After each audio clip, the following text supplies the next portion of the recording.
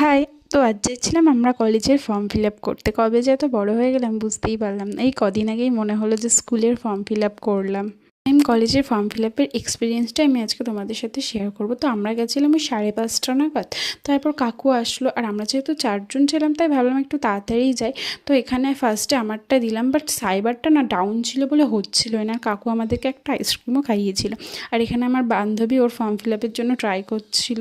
তো তারপরে আমরা ভাবলাম যেখানে সাইবার ডাউন, তো আমরা একটু স্টেশন থেকে ঘুরে আসি, যেহেতু খুবই গরম ছিল সেদিন। তারপর আবার ওখানে যাবো, দিয়ে ফর্ম ফিল আপ করবো। আমরা প্রায় 8:30 অব্দি ওয়েট করার পরও সেমই অবস্থা। তো আমরা না বুঝতেও পারছিলাম না কি করবো। আর কাকু না আমাদেরকে এখানে আবার কোল্ড ড্রিঙ্কস খাইয়েছিল। 5টার সময় এসেছি, 5টা আর এখন বাজে ঘড়ি পৌনে 9টা বাজছে। আর এই যে কাকু আমাদের সময় গাড়ি গেছে। তো গাইস, দোকান টোকান সব বন্ধ হয়ে গেছে, আমরা দাঁড়িয়ে। তো অনেকক্ষণ ওয়েট করার পরও কিছুতেই হচ্ছিল না। তারপর কাকু একবার লাস্ট ট্রাই করলো ওই 9টা নাগাদ, তো অবশেষে হলো। তো আমরা তো মানে খুবই খুশি হয়েছিলাম, সবার রিয়াকশান দেখলেই বোঝা যাচ্ছে।